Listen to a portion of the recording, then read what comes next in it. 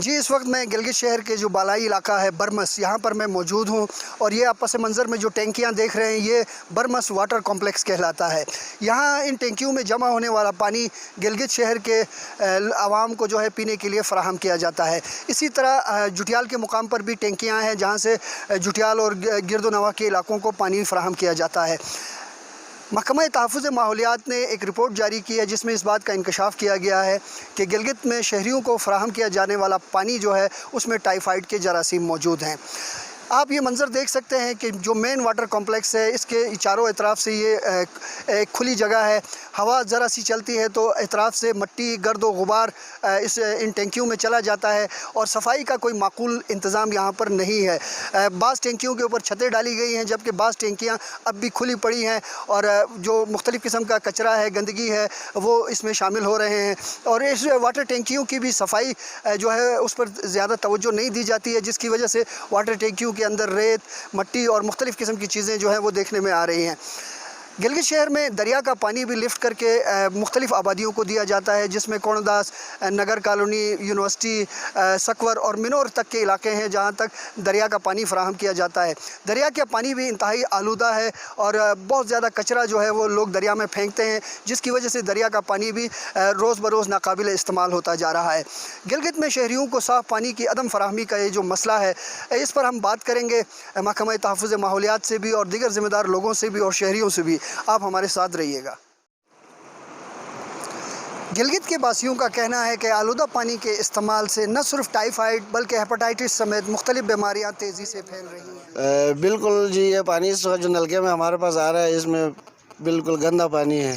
اس وقت بعض اوقات اس سے کیڑے بھی نکلتے ہیں، گندگی، گدلا پانی ہے، یہ بیماریاں بڑھ رہی ہے اس کی وجہ سے۔ تو حکومت کو چاہیے کہ ہم ایک صاف پانی مہیا کریں۔ پانی جو ہے گلگت میں پہلے تو آتا ہی نہیں ہے، پانی بالکل نہیں آتا ہے، نلکوں بالکل خشک ہی رہتے ہیں۔ اگر پانی آ بھی گیا تو ایسا گندا پانی آتا ہے، سارا ہی مٹی آ جاتا ہے، ریت کے ٹکڑے آ جاتے ہیں، اور سارا کچرا گندا والا پانی آتا ہے۔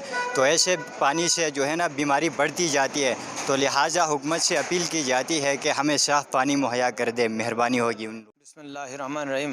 بھائی جان، پانی جو نلکوں میں آ رہا ہے یہ بالکل صاف نہیں آ رہا ہے، اور اس میں اتنا کچرا آ رہا ہے۔ اس میں جب پانی کو لے جا کر کولر میں رکھا تو یہ جو ہے خالی جو ہے اس کے اندر کیڑے ہوتے ہیں، مچھر ہوتا ہے، تو پانی بالکل صاف نہیں ہے۔ اس پانی کی آلودگی کی وجہ سے جو ہے زیادہ بیماریاں پھیل جاتی ہے، اور لوگ کہتے ہیں بھائی آپ لوگ احتیاط کرو۔ احتیاط کس طرح کریں گے جب اسی پہ ہی احتیاط نہیں ہے؟ تو اب ڈائریکٹ ہی پانی پی لیا تو وہ پینے کے ہی قابل نہیں، اس سے ہی جو ہے چھوٹے بچے بیمار ہوتے ہیں، بڑے بیمار ہو جاتے ہیں۔ پانی کا تو کوئی نظام ہی نہیں ہے نا گلگت میں، کدھر نظام ہے؟ نظام ہو تو ایسا حالت نہیں ہوگا۔ اب ہر جگہ میں دیکھو پانی آتا ہے، وہ پانی جو ہے بالکل کا صاف نہیں شمار آبی ذخائر رکھنے والے علاقوں میں ہوتا ہے، لیکن یہاں کے باسی آج بھی صاف پانی سے محروم ہے۔ محکمہ تحفظ ماحولیات کی جانب سے سامنے آنے والی رپورٹ کے بعد ہم نے محکمہ تعمیرات عامہ کے سیکریٹری خادم حسین سلیم سے بات کی تو انہوں نے بتایا۔ سب سے پہلے تو میں ای پی اے کی جو ہے نا وہ کاوش کو سراہتا ہوں کہ انہوں نے اس چیز کو بر وقت، اس جو کووڈ کا ایک ایشو ہمارے پاس چل رہا تھا اس کے ساتھ ساتھ جب یہ ٹائیفائڈ کا جو ہے نا وہ تقریباً وبائی صورتحال اختیار کر گئی ہے، تو اس میں ان لوگوں نے واٹر کی جو کنڈیشن ہے اس کو انہوں نے جانچا ہے اور ہمیں بر وقت اطلاع دی ہے کہ جی اس میں جو ہے نا وہ کنٹیمنیشن ہے۔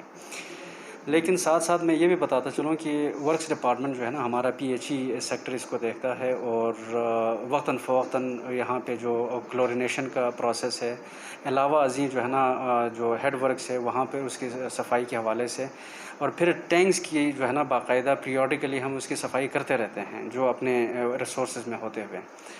اس میں آپ کو یہ بتانا چاہتا ہوں کہ چونکہ اس وقت ٹائم ہے برف پگھلنے کا، تو پورے گلگت بلتستان میں یہ ایشو ہے کہ جب وہ برف پگھلتی ہے تو ہمارے جتنے بھی کیچمنٹ ایریاز ہیں جہاں سے واٹر سپلائی ہوتی ہے، یہ اسپرنگ بیس تمام نہیں ہیں، یہ زیادہ تر گلیشیٹڈ واٹر ہیں، تو اس میں لامحالہ مٹی کے ساتھ ساتھ بہت ساری جو ہے نا منرلز بھی اس میں آتی ہیں۔ یہ ہمارے لیے ایک بہت بڑا ایشو ہے۔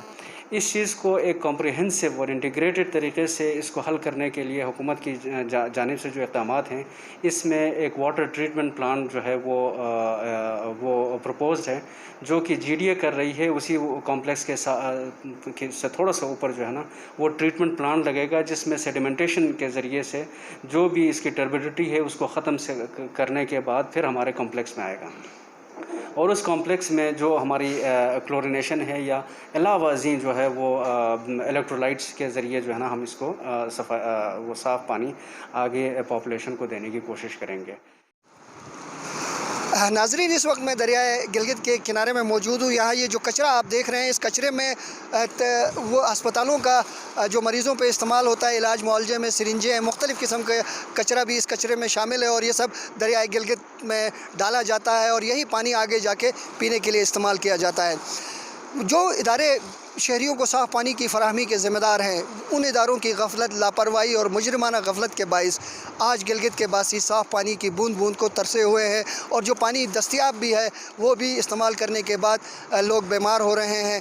मुतल्लिका इदारों को अपना किरदार ज़िम्मेदाराना तरीके से अदा करने की ज़रूरत है। कैमरामैन मुनव्वर हुसैन नगरी के साथ अब्दुल रहमान बुखारी, गिलगित।